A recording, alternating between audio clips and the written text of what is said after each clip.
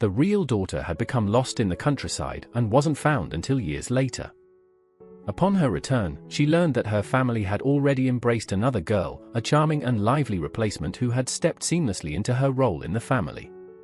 This new girl had fully taken over her place over the past 15 years, leaving the real daughter feeling betrayed and overshadowed. Jealousy consumed her, driving her to devise ways to regain her family's affection. Sadly, her life was cut short when she succumbed to late-stage brain cancer at 23. Only after her death did she come to understand the tragic scope of her life, realizing she had been nothing more than a supporting character in a story. Her life, brief and filled with hardship, had served merely as a tool for others. Then, unexpectedly, she was granted a second chance and found herself reborn at age 17. This time, however, she acquired a unique support system designed specifically for side characters. Glancing at her reflection, she noted the burn scar on her face from her sophomore year of high school. The system materialized before her, informing her that, despite her rebirth, her luck was no better, her future still held the threat of cancer and the danger of car accidents. Puzzled, she inquired about how she could change her luck. The system explained that she could alter her fate by forming connections with people blessed with good fortune, as this would allow her to absorb some of their luck. It presented her with a luck bonsai, explaining that as she accumulated luck, the bonsai would grow blades of grass as a visual marker. She pressed further, asking how many blades of grass were needed to change her destiny. The system replied that she would require approximately 500. Her heart sank, as that seemed like an impossible number. Sensing her distress, the system tried to calm her down, assuring her that it had identified individuals with high levels of luck whom she could approach. When she examined the list, she found several names, though only a few of them promised substantial luck. Among the top names were Fu Yangxi, the eldest grandson of a venerable wealthy family, Fu Zai, the second grandson, and Jiang Qiuxiu, a member of the esteemed Jiang family. Each of them was a well-known figure at school. Feeling a bit down, she noted to herself that all the fortunate people on her list happened to be in the international class. Her spirits lifted as she recalled her recent exam performance. She had placed third in the entire grade, a result that permitted her to change classes at will. Acting swiftly, she filled out a transfer application and anticipated joining the international class by the next day. After completing the application, she began packing her clothes from the suitcase lying open on her floor. Suddenly, there was a sharp knock on her door. Zhao Yuning's urgent whisper followed. He reminded her that Zhao Yuan was being discharged from the hospital that day, asking why she was hiding in her room and urging her to apologize to Zhao Yuan, who was downstairs with the rest of the family. Only a few days before, Zhao Yuan had suffered a severe allergic reaction to peanut butter at He Yang's family store, which led the family to blame her friend, Mingxi, for the incident. Mingxi zipped her suitcase shut and, maintaining a cold expression, opened the door, responding tersely that she saw no reason to apologize for something she hadn't done. Zhao Yuning, catching sight of her suitcase, became visibly distressed, protesting that she was blowing things out of proportion over such a minor incident. Mingxi dismissed his concerns, insisting that it was no trivial matter and demanded he step aside. Taken aback by her uncharacteristically resolute demeanor, Zhao Yuning stepped aside, watching in shock as she carried her suitcase downstairs. The family, assembled to welcome Zhao Yuan back, exchanged uneasy glances upon witnessing her departure. With a sorrowful expression, Zhao Yuan approached Mingxi, grasping her hand and pleading for reconciliation, insisting that she didn't hold Mingxi responsible and urging her to stay. Mingxi, however, shook off her hand, stating firmly that Zhao Yuan was standing in her way. As Mingxi passed, Zhao Xiaohui, observing the scene with frustration, suggested to the family that they should let her go, remarking that if Mingxi wanted to live in the school dorms, there was no point in trying to stop her. Mingxi dragged her suitcase out of the Zhao residence, inhaling deeply as she stepped away from the house. With resolve, she put on a mask, reassuring herself that this time, she still had a chance. Determined not to spend another moment trying to earn the approval of a family that didn't understand her, she felt a renewed confidence. She reminded herself that there was still time to change her life. Meanwhile, a group of students noticed her from a nearby window. Recognizing her, they whispered to each other in surprise, marveling at how she had made it into the top 5 and was likely planning to transfer into the honors class. This class was very different from the international class. While the honors class comprised top students focused on competitions, the international class was known for its relaxed atmosphere and wealthy airs. In her previous life, it had been common knowledge that she had tried transferring to the honors class to be near Shen Liao. One of the students, Yi Bo, turned to Shen Liao with a teasing smile, suggesting that Zhao Mingxi's hard work to make it into the honors class was solely to be closer to him. Shen Liao, however, appeared unfazed, continuing to work on the circuit board of a small robot. He responded indifferently, remarking that as one of the top 5 students in the regular classes, Mingxi had the right to transfer wherever she wished and that her choices had nothing to do with him. As Mingxi walked down the hallway, another student jokingly mentioned that Shen Liao might be in for an interesting semester with her around. Amid the noise, the system's familiar voice spoke up, reminding Mingxi that in her previous life, she had been utterly focused on pursuing Shen Liao at this point. The system asked her if things would be any different this time. Mingxi responded firmly, assuring that nothing mattered more to her than her own life now. She then asked if those whose luck she absorbed would notice any effect on their fortunes. The system replied by comparing it to the way Wi-Fi hotspots operate, clarifying that when she borrowed good luck, it wouldn't diminish the luck of others. As Zhao Mingxi walked down the hallway, a sudden hush fell over the honors class students. For a moment, Yi Bo and his classmates were stunned, wondering aloud if she had perhaps entered the wrong room since the international class had been further ahead. With an air of quiet determination, Mingxi carried her books to the international class next door. However, as she stepped inside, an all-too-familiar sensation began to wash over her, a sense of dizziness, as if she were treading on clouds, just like she had experienced in her past life. Back then, she'd attributed it to low blood sugar, but this time, a new thought struck her, and she asked herself if it could be a symptom of her terminal illness. Breaking through her anxious thoughts, the system's voice interjected, reminding her of the deliberate setups in her life that served as clues. It explained that individuals with high luck would be marked with an aura, indicating the importance of luck in her journey to change her fate. The system pointed out that the brighter the glow, the higher a person's luck ranking, and ultimately, her destiny could hinge on those specific individuals. Clutching her books tightly, Mingxi noticed a faint green glow appear before her eyes, growing more intense as her gaze landed on a nearby desk. Strangely, no one was sitting there. Exhausted but determined, she headed straight to that spot, set her books down, pulled out the chair, and took her seat. Breathing deeply in the glow-filled area, she detected a faint, herbal aroma that reminded her of fresh pine. The clean, crisp scent seemed to clear her mind, bringing a sense of ease to her discomfort. Suddenly, a tiny, delicate sprout, barely a millimeter in size, pushed its way up from the edge of the potted plant before her. Though minuscule, the sight filled Mingxi with elation, nearly bringing tears to her eyes. She eagerly asked the system about the tiny plant, curious as to why it had appeared so suddenly. The system responded, informing her that this was her first success, hinting at the luck she had just absorbed. In that moment, the whole class fell silent, every eye fixed on Mingxi. A hushed voice broke through the quiet, someone muttering, "Hey, who are you? No one ever sits there." Mingxi glanced to her left and noticed a boy with short red hair, wearing white noise-cancelling headphones, sleeping casually at his desk. She recognized him instantly as Fu Yangxi, the top name on the high-return list. Turning to the student who had addressed her, Mingxi introduced herself, explaining that she was Zhao Mingxi, newly transferred from regular class 6, and asked why she couldn't sit there. The student seemed taken aback and warned her about Fu Yangxi, mentioning that he was a prince of the Fu family, and had a notorious reputation as a school bully. The student implied that anyone who dared sit beside him would likely face threats and end up as his errand runner. To this, Mingxi felt no concern. In fact, she welcomed the idea of running errands for Fu Yangxi, aware that every task she completed could boost her luck value. Ignoring the apprehension of those around her, Mingxi took out a water bottle, stating calmly that there was no other seat available, so she would sit there for now. Her decision left the students around her speechless. The noise surrounding him stirred Fu Yangxi, who removed his headphones, groggily ran his hand through his hair and muttered with cold irritation about the commotion.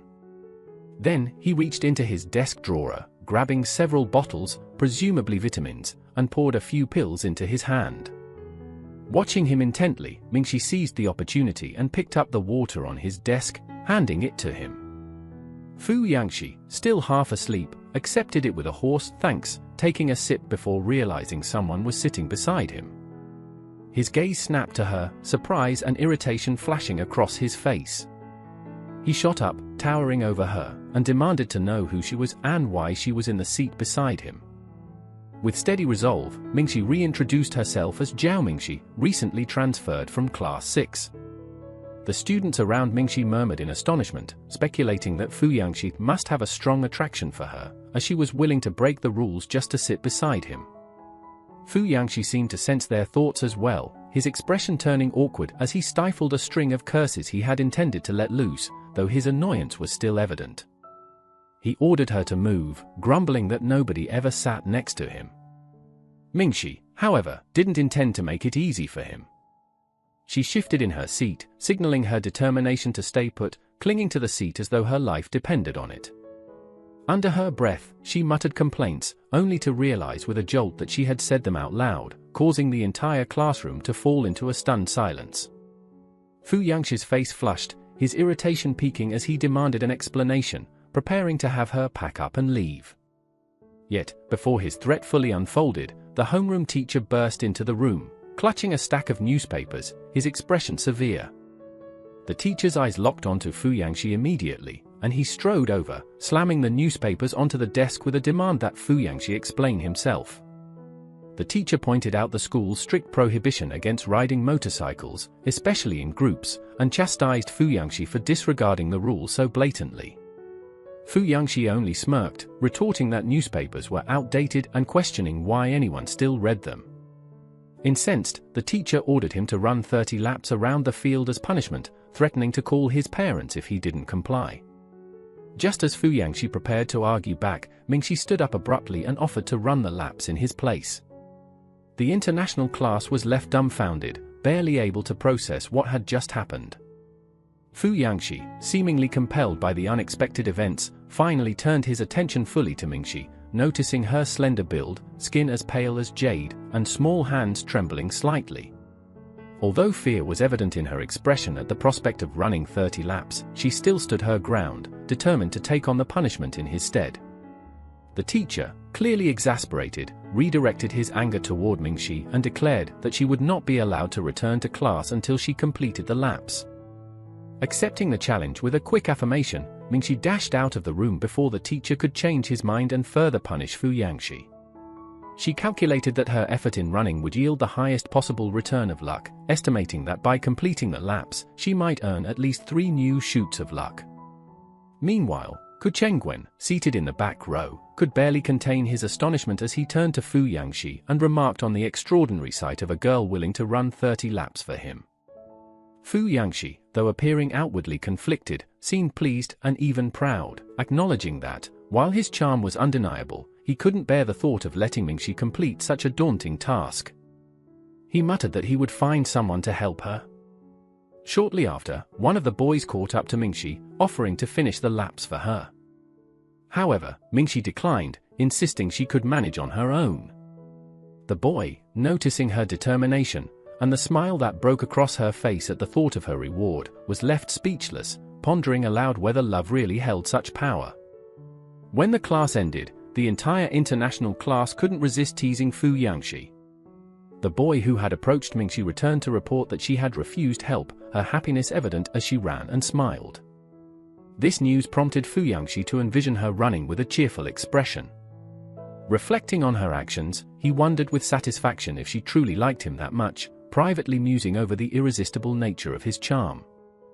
When Jiang Qiuqiu, at home nursing a cold, overheard the gossip circulating about Fu Yangxi, he couldn't help but laugh, though it set off a series of coughing fits. He decided to call Fu Yangxi to share his skepticism. With teasing laughter, Jiang Qiuqiu questioned Fu Yangxi, expressing doubt about Mingxi's genuine interest. he suggested that perhaps Mingxi only wanted something from Fu Yangxi, sarcastically asking what qualities she might actually admire, whether it was Fu Yangxi's bad temper, his perpetual sulk, his unruly hairstyle, or even his dog-like personality, adding pointedly that maybe she was just after his family's wealth. Fu Yangxi's mood soured instantly, and, visibly irritated, he retorted that if Jiang couldn't speak like a decent person, he should just stay quiet. He then ended the call abruptly, tossing his phone into his desk drawer in frustration.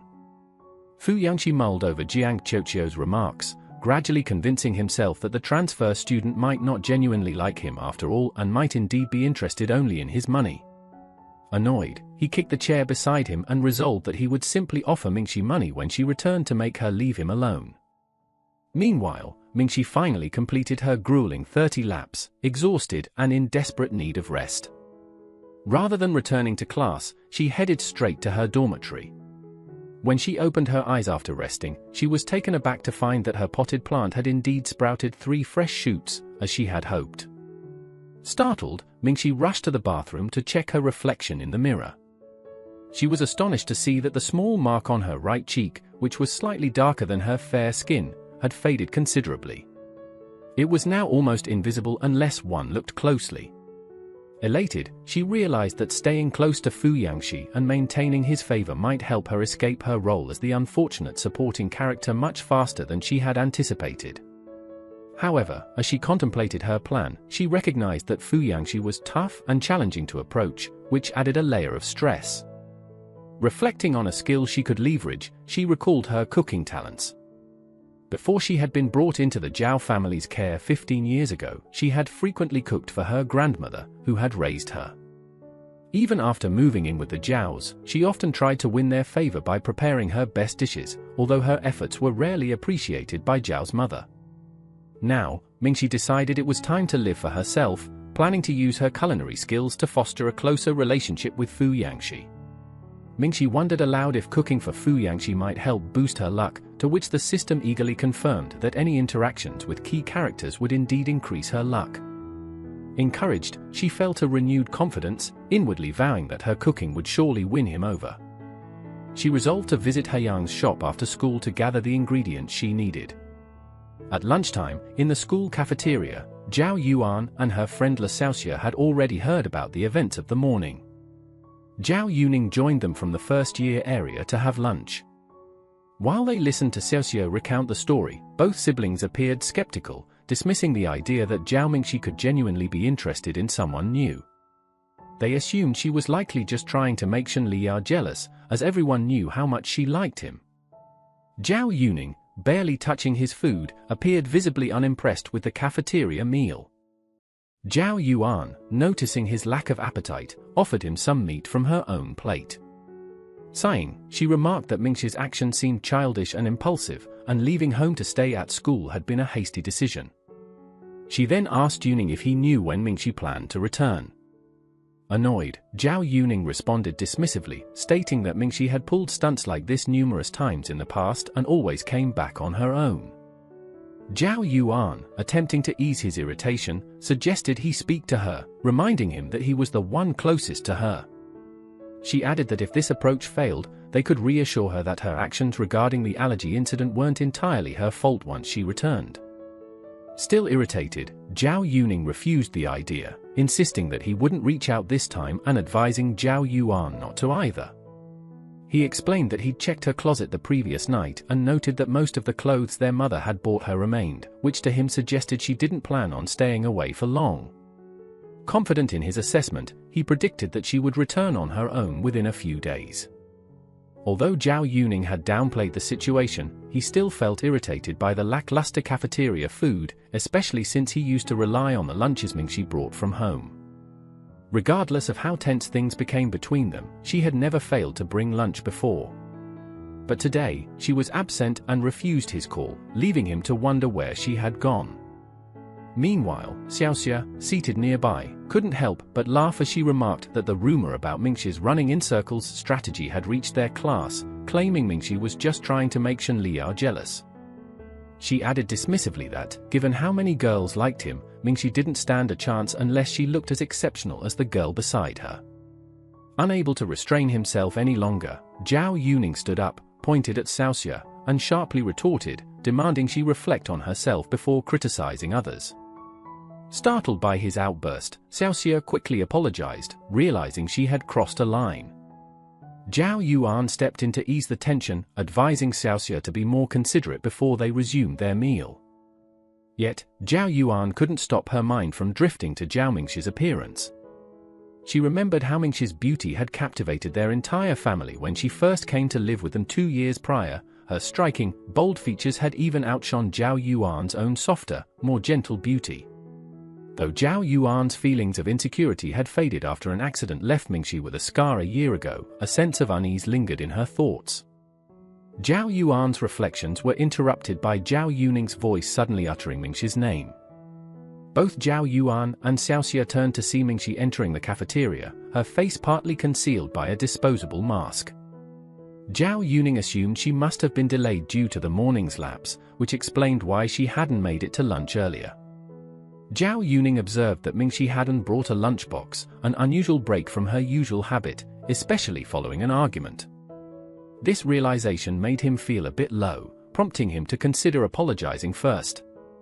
He recalled the harsh words he'd spoken when she left home the previous day, making him hesitate as she approached. However, as Zhao Yuning finally mustered the courage to call out to her, Mingxi walked right past him without acknowledging his greeting. Shocked and feeling somewhat slighted, he wondered if she had intentionally ignored him. Watching her collect her lunch, their eyes briefly met, but she quickly averted her gaze and went to sit alone in another part of the cafeteria. Soon, He Yang joined Mingxi with her own meal, adding a small dessert from her family's shop. She commented that her father couldn't stop talking about the dessert Mingxi had made last weekend, offering her one to try. Mingxi's excitement grew, yet she decided to save it for later, back in the classroom. He Yang teased her for her frugality, though Mingxi's thoughts drifted to whether sharing the dessert with Fu Yangxi might catch his attention. Shifting the conversation, He Yang casually asked if Zhao Yuan's allergy had improved, which brought Mingxi back to the present. Mingxi explained she didn't know because she had recently moved out of the family home to live in the school dorm. Surprised, He Yang jumped to his feet, expressing disbelief that Mingxi had been made to leave over Zhao Yuan's allergy, questioning the family's treatment of her. Mingxi quickly clarified, urging her friend to keep her voice down, and insisted it was her own decision to move out. He Yang appeared visibly outraged, declaring her suspicion that Zhao Yuan might have orchestrated the situation. She wouldn't be surprised, He Yang claimed, if Zhao Yuan had staged the entire episode. Mingxi let out a sigh, acknowledging it was possible, and added that Zhao Yuan's close friend, Xiaoxia, likely played a role as well. Upon hearing this, He Yang's expression turned even more intense. She exclaimed that Xiaoxia, who had been infatuated with Shen Liyao since the beginning, often looked at Mingxi as if she were an adversary. Mingxi clarified that her thoughts were only speculative, mentioning there was nothing unusual in the security footage that could confirm any wrongdoing. Nevertheless, He Yang, still seething, voiced her certainty that Xiaoxia was involved, citing jealousy over Mingxi's family's marriage arrangement with Shen Liyao. She suggested that Mingxi should try to explain the matter to her family. Mingxi, however, only managed a sardonic smile, explaining that any attempt to clarify her position would likely be futile. Since the incident took place at He Yang's family's shop, it would appear suspicious, as though she had deliberately staged it. Disheartened, He Yang admitted her frustration, promising not to let the issue rest and vowing to uncover the truth about whoever had been causing trouble. Seeing her friend's reaction, Mingxi began to regret sharing so much. She tried to lighten the mood, giving He Yang's cheek a light pinch and suggesting they move on. Mingxi declared she was done with the Zhao family and shifted the conversation to her need for ways to earn money. In response, He Yang's face brightened, and she pulled out her phone, eager to share a few job leads. She listed several options: writing essays, playing piano gigs, even taking exams on behalf of others. Intrigued, Mingxi inquired about the exam-taking job and its pay. He Yang nodded, explaining that a wealthy student had recently offered 8,000 yuan for a substitute to sit in for a test, claiming he was too unwell to attend himself. Mingxi's eyes widened at the amount, realizing it was enough to cover an entire semester's expenses. As she looked at the account that posted the job, Handsome Edge, she noted that the name seemed familiar, although she couldn't immediately recall why. Despite being enticed by the prospect of earning money, Mingxi admitted to herself that her recent streak of bad luck with tests made the opportunity unwise. She resolved to wait until her fortunes improve before taking on anything risky. After lunch, Mingxi and He Yang exited the cafeteria, unaware that a group of Shen Liao's friends, who had been sitting nearby, overheard parts of their conversation. Yi Bo, one of Shen Liao's friends, had caught enough details to conclude that Zhao Yuan's allergic reaction had likely resulted in Mingxi moving out. Watching Mingxi leave, he felt his curiosity growing and threw a look toward Shen Liao, his eyes bright with intrigue. Yi Bo leaned in closer to Shen Liao and murmured that Mingxi's transfer to the international class, along with her bold claim about pursuing Fu Yangxi, now made sense. Smirking, he then suggested that perhaps Mingxi's jealousy of Xiaoxia had been a factor. Shen Liao responded with a look of mild irritation, dismissively asking who Xiaoxia even was. Continuing, Yi Bo reminded him that Xiaoxia was the girl who had handed him a water bottle the previous Friday after their second basketball game, while Mingxi had watched from the sidelines, appearing visibly irritated. Shen Liao seemed to put the pieces together, realizing that Mingxi likely hadn't seen him toss the water bottle aside afterward. Yi Bo speculated that Mingxi's subsequent clash with Zhao Yuan over the weekend might have driven her to switch classes. Convinced of his theory, Shen Liao nodded in agreement with Yi Bo's conclusion. Meanwhile, Mingxi entered the international class next door after the lunch break. The room, chilled by the hum of the air conditioning, was abuzz with attention as she walked in. She felt the weight of 40 pairs of eyes on her, scrutinizing her every move. Her anxiety lifted only when she noticed her book still neatly stacked on the desk beside Fu Yangxi's seat, untouched and reassuringly free from the trash bin. Mingxi forced herself to remain calm as she approached Fu Yangxi, noting how the dry, pine-like scent around him felt surprisingly refreshing, clearing her mind almost instantly. Fu Yangxi, with his trademark messy red hair and large silver headphones resting around his neck, shot her a cool, indifferent look. But as she got closer, she noticed his demeanor beginning to shift. Though his gaze was sharp and carried an air of confidence, his ears betrayed him, flushing a subtle shade of red. Irritated, Fu Yangxi asked her what she wanted, his tone tinged with annoyance. He reminded her that he had allowed her to sit next to him that morning only because she had run 30 laps on his behalf. He warned her, however, not to get any ideas, emphasizing that he wasn't comfortable with her sitting beside him as a permanent arrangement. In response, Mingxi tried to stay composed, pointing out that there were no other seats available. Fu Yangxi merely scoffed, remarking that it wasn't his responsibility to resolve her seating dilemma. At that moment, Ku Chengguen, a classmate known for his teasing remarks, joined in, quipping that Mingxi didn't need to sit so close to Fu Yangxi, playfully suggesting that since she had transferred to his class, she had plenty of time to cozy up to him later. As he made his comment, 2 other boys came over, prepared to move Mingxi's desk. Realizing she would lose her chance to remain near Fu Yangxi's refreshing presence, Mingxi reacted quickly, gripping the desk tightly and declaring her intention to stay. When the boys continued attempting to move her desk, she went further, draping half of her body across it in defiance. The boldness of her move left everyone around her momentarily stunned. Fu Yangxi gave her a fierce look, but Mingxi held her ground, quickly straightening up and offering 2 dessert squares as a trade, suggesting that in exchange for the treats, he would allow her to remain seated beside him. Fu Yangxi eyed the desserts with a feigned lack of interest, dismissing them by saying he wouldn't care for anything she made. However, he couldn't ignore the sweet, fluffy aroma that suggested they would taste amazing.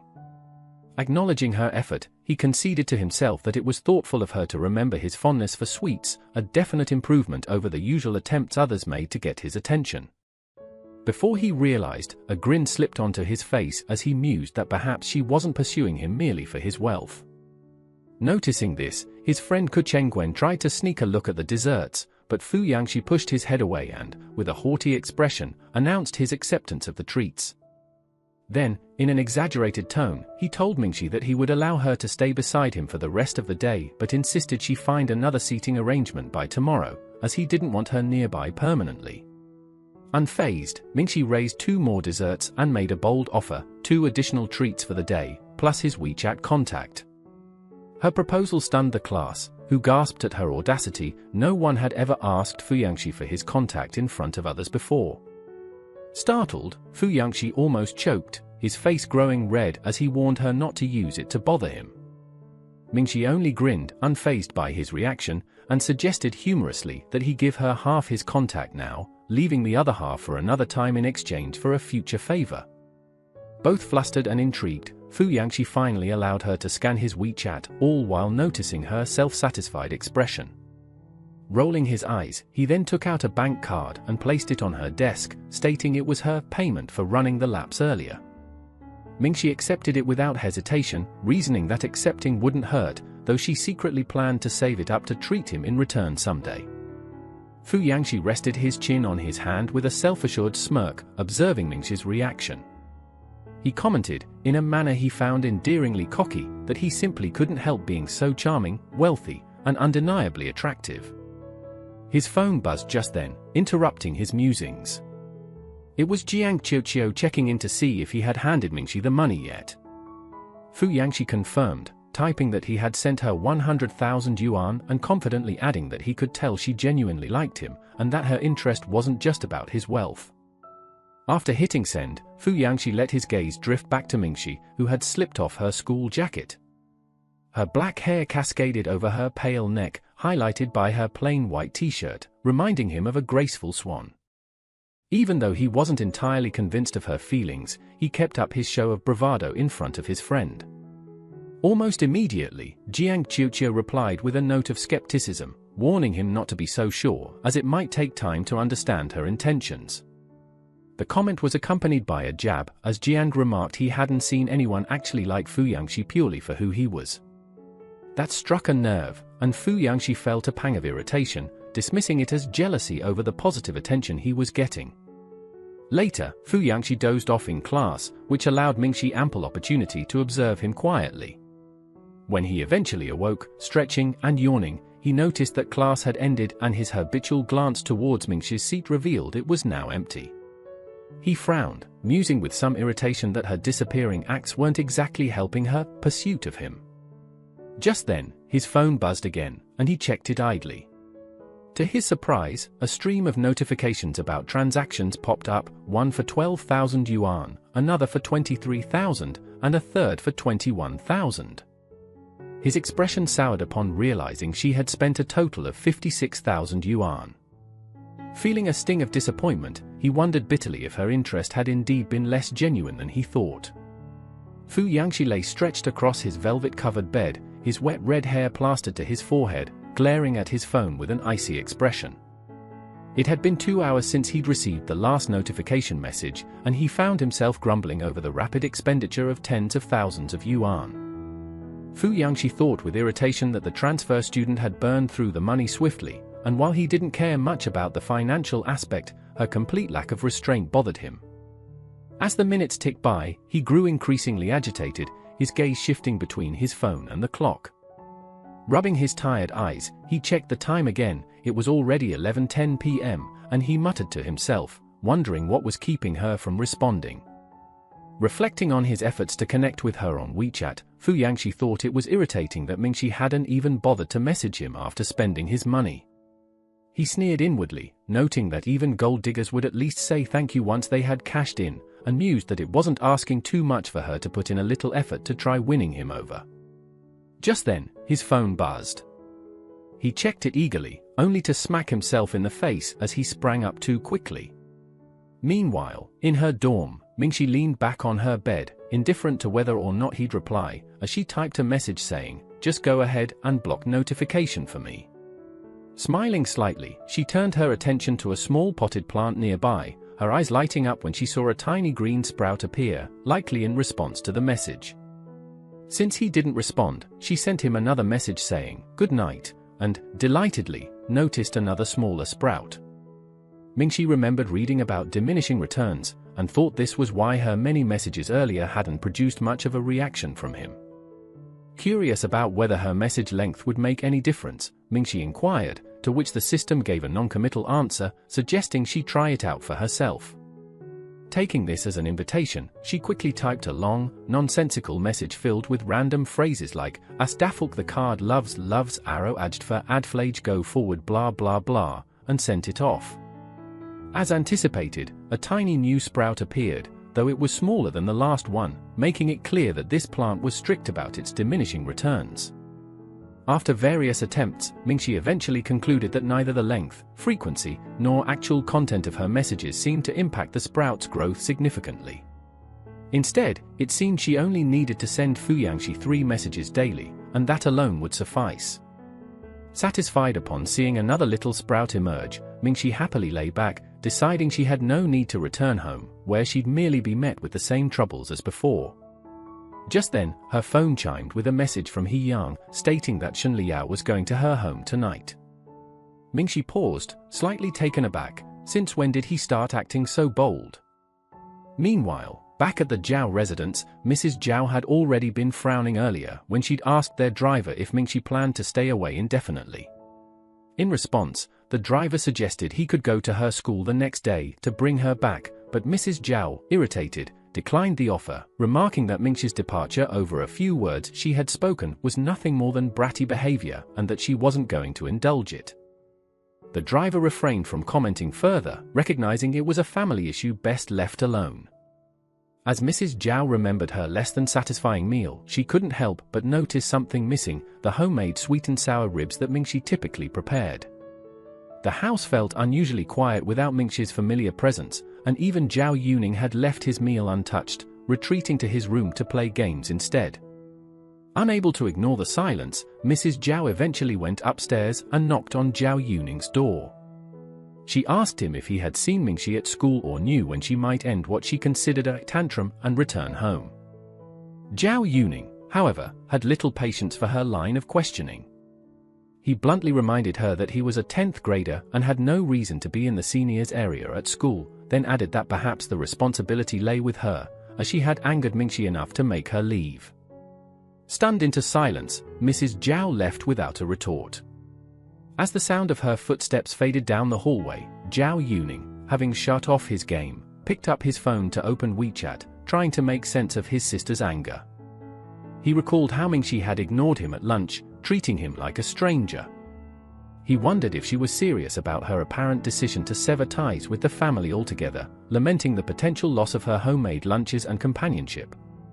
After struggling with his words, repeatedly typing and deleting messages, Zhao Yuning finally settled on one: "What, are you cursing me or something, Zhao Mingxi?" Although he felt exasperated at always being the one to reach out first, he still hoped for her response. But to his surprise, he was greeted with a red exclamation mark and the notification, "You are not friends with this user. Send a friend request to connect." In complete shock, Zhao Yuning instinctively dialed Mingxi's number, only to be met with an automated voice informing him that her line was unavailable. It slowly dawned on him that she had not only blocked him on WeChat but on her phone as well. Just as he tried to process this revelation, a knock came at his door. The servant informed him that Shen Liao was waiting downstairs on Madame Zhao's request, a surprise for Zhao Yuning since it was uncharacteristic of Shen Liao to visit the Zhao household without invitation. Though he was still frustrated by his sister's actions, Zhao Yuning forced himself to head down to the living room. Upon entering, he overheard Shen Liao explaining to his mother that Zhao Mingxi had no involvement in Zhao Yuan's allergy incident. Both Zhao Yuning and his mother appeared equally stunned by this sudden clarification. Meanwhile, in another part of town, Mingxi was roused from sleep by a call from her eldest brother, Zhao Jianhuai. He acknowledged that they had all misjudged her and suggested that running away was an overreaction. He tried to persuade her to come home, even offering to pick her up himself. Mingxi ended the call without responding, and when Zhao Jianhuai followed up with a text about her defiance, she promptly blocked him as well. For Mingxi, the resulting silence was a rare relief. At the Zhao home, Zhao Jianhuai waited anxiously for a response that never came. As he glanced at his mother, he noted the slight but visible guilt on her face. Trying to justify the delay, Zhao Yuning remarked that Mingxi was likely asleep by now, given that it was already past 10 o'clock. Zhao Yuning's mother, though showing signs of remorse, still couldn't help but defend her stance, remarking that no one had blamed Mingxi that harshly. She admitted that while Zhao Yuan's allergy incident wasn't Mingxi's fault, Mingxi hadn't needed to react so dramatically, ignoring Zhao Yuan's health in the process. Zhao Yuning, observing the conflict of regret and irritation on his mother's face, began to comprehend the situation from a new angle. He questioned why the family had been so eager to blame Mingxi despite Shen Liao's recent clarification that she wasn't at fault. His mother's response seemed to reveal a lingering criticism, as though Mingxi had been irresponsible.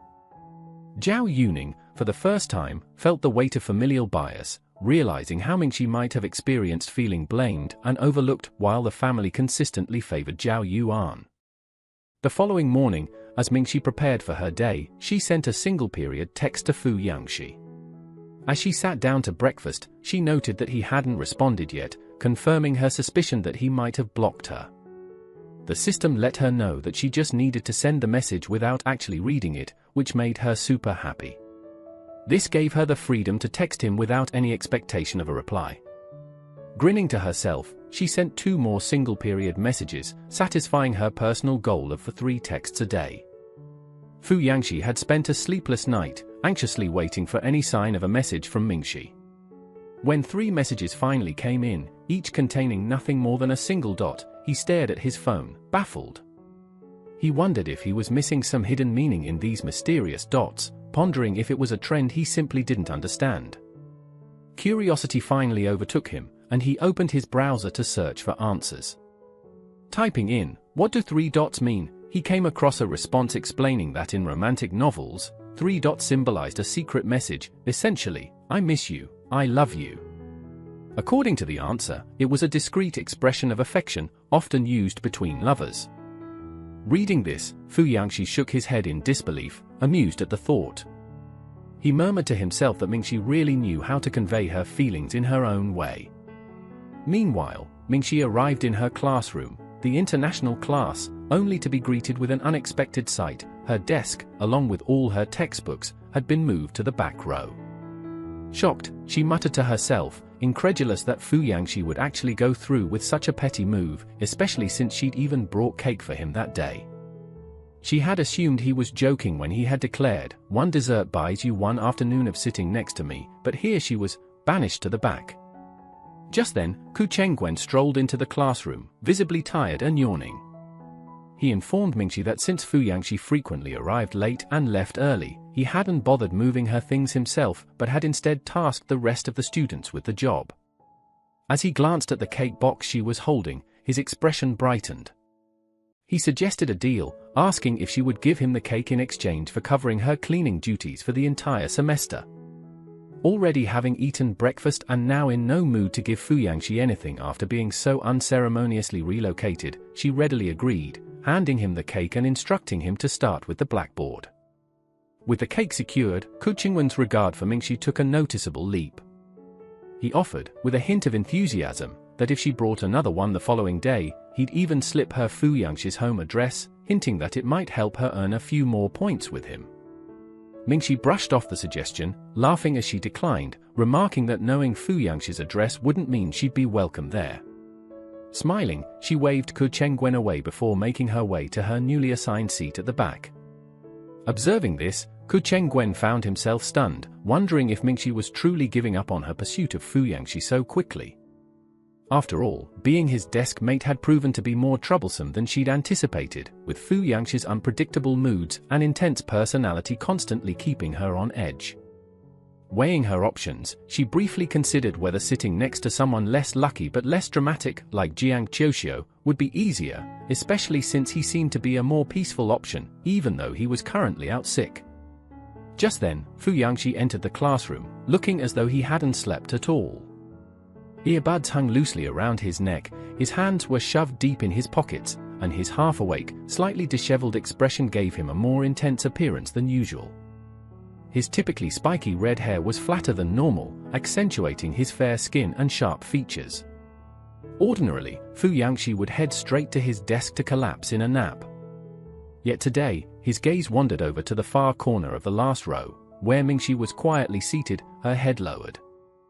Her school uniform caught the morning light, casting a gentle glow over her.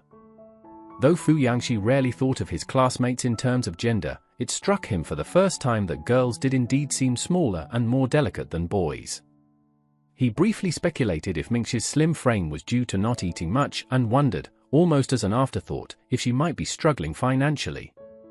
However, he quickly dismissed this line of thinking, turning his attention back to his own desk with a decidedly irritated expression. As Fu Yangxi made his way to his desk, he spotted Ku Chengwen half hidden underneath, seemingly engrossed in something.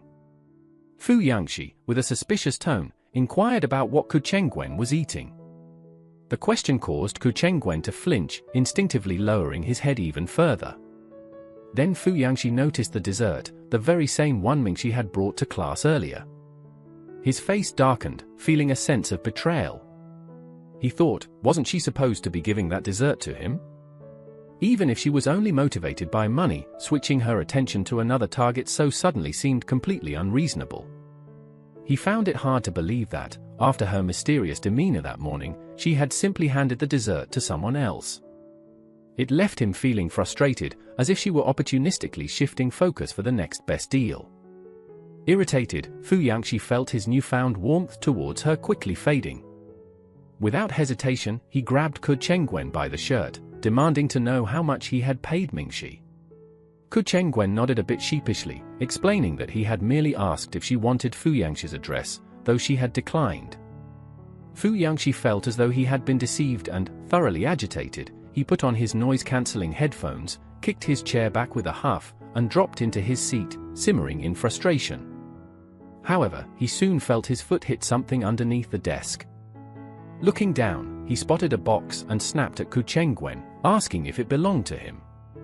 Ku Chengwen quickly denied it, mentioning that Mingxi had brought it in earlier that morning. Sensing Fu Yangxi's irritation, Ku Chengwen attempted to lighten the mood by suggesting that it might be a present for him, adding that he wouldn't get his hopes up about its contents. When they opened the box, they found a collection of vitamins. Fu Yangxi cast Ku Chengwen a cold glare, though his gaze then shifted back to the other items inside. Alongside the vitamins, he saw a high-end ergonomic chair, a Pikachu pillow, lavender-scented items, and even a few bottles of eye drops neatly arranged in the corner. Fu Yangxi was momentarily stunned, blinking in surprise. He hadn't expected that such an expensive ergonomic chair, along with the other carefully chosen items, had been arranged with him in mind. His previously stormy expression softened, though he tried to mask his genuine surprise and curiosity. Murmuring to himself, he wondered aloud what kind of cute stuff this could be, coughing slightly to cover his reaction. Meanwhile, Ku Chengwen, grinning, began sorting through the items with obvious enthusiasm. When he offered to test the new chair for Fu Yangxi, jokingly calling out, "Let me test it for you, Yangxi Ji." Fu Yangxi wasted no time in grabbing him by the collar, shoving him aside with an indignant huff and telling him to get lost. Settling into the chair, Fu Yangxi found himself slightly underwhelmed by its comfort, though he reassured himself that it must be good, simply because she had chosen it. This small thought, the realization that no one had ever been so thoughtful toward him before, helped him finally let go of his earlier frustration over Mingxi's betrayal with the dessert. Actually, he admitted to himself, he had no problem sitting next to her now. Elsewhere, Mingxi was in a cheerful mood, asking her system about the potted plant on her desk. She inquired about how many sprouts she might be able to grow from it, to which the system optimistically replied, up to 999 sprouts. Her excitement almost turned to disbelief before the system clarified, explaining that if she managed to grow just 500 sprouts, her fate as a villain would be cleared, and with more effort, she might even be able to turn her luck around. Hearing this, Mingxi felt even more motivated, already planning new ways to earn more fortune points. Meanwhile, at that very moment, Fu Yangxi, often regarded as the school's untouchable crown prince, found his thoughts drifting to Mingxi. Despite never caring much about other people's friends or interests before, he spent the entire class period wondering about her, curious about who she really was and what she liked. For a brief moment, he even felt a slight pang of regret for having pushed the owner of the thoughtful gifts to the back row of the classroom, away from him. Lost in thought, Fu Yangxi shot a quick glance at Mingxi, glaring at her throughout the morning as he silently anticipated her return, half expecting she'd ask to move her desk closer to his. The entire international class was taken aback. For the first time in 3 years, Fu Yangxi managed to stay awake for the entire first period, a rare sight that didn't go unnoticed. However, as lunchtime arrived and Mingxi's desk remained in its distant corner, Fu Yangxi realized she was missing. Feeling an unexpected sense of irritability and a twinge of being left out, he pulled off his headphones, muttering to Ku Chengwen to find out where she had gone. In response, Ku Chengwen casually mentioned that she was likely with her friends from the regular class. This news only fueled Fu Yangxi's curiosity further. Running a hand through his unruly red hair, he leaned against the wall and, with an almost reluctant tone, asked Ku Chengwen to gather some information about her, details about her past friends and anything she might be interested in, as well as every possible detail he could uncover. Ku Chengwen was startled by this unexpected request, reflecting that in the 3 years he'd known Yangxi, he had never seen him show interest in anyone, least of all a girl. With a hint of intrigue, Ku Chengwen leaned closer and asked, almost in disbelief, if Yangxi might actually like her? To this, Fu Yangxi smacked Ku Chengwen on the head with a mix of irritation and amusement, sarcastically replying that his so-called interest was merely suspicion. He jokingly speculated that Mingxi could be spying on him, poised to use any slip-up to gather secrets or maybe even steal his assets. Ku Chengwen reluctantly considered this possibility and agreed, resolving to follow up on Yangxi's request. Just as Ku Chengwen was about to walk away, he couldn't help but point out that Fu Yangxi's book was upside down. Flustered, Fu Yangxi tossed the book at his head, telling Ku Chengwen to leave him alone. Meanwhile, Mingxi approached He Yang's classroom. This time, she was determined to avoid any conflict with Shen Liao, so instead of handing over the notes directly, she decided on a more discreet approach. She texted He Yang, politely asking for a favor, and slipped a small thank you note between the pages of the notebook before stepping away. Mingxi reconsidered her actions, feeling that leaving a note seemed overly eager, it might give the impression she was trying too hard. She wondered if Shen Liao might have only lent her the notes casually, without much thought. Deciding against the gesture, she crumpled the paper and discarded it, firmly determined to avoid making that mistake again. When lunch break arrived, Shen Liao remained engrossed at his desk, his focus absorbed in a circuit board project. Yi Bo approached, suggesting they head out for lunch, but Shen Liao merely glanced up briefly and told him to go ahead. Yi Bo shrugged and left, only to catch sight of He Yang making her way over with a notebook in hand. She placed it on Shen Liao's desk, without a word, and turned to leave. Shen Liao's expression shifted slightly as he asked why she was the one returning it. Without turning, He Yang explained that Mingxi had finished using the notes and had requested her to bring them back. She then asked if there was a problem. Slightly frowning, Shen Liao found himself caught off guard. Mingxi had never asked anyone else to return items for him before. He couldn't help but wonder what had changed this time.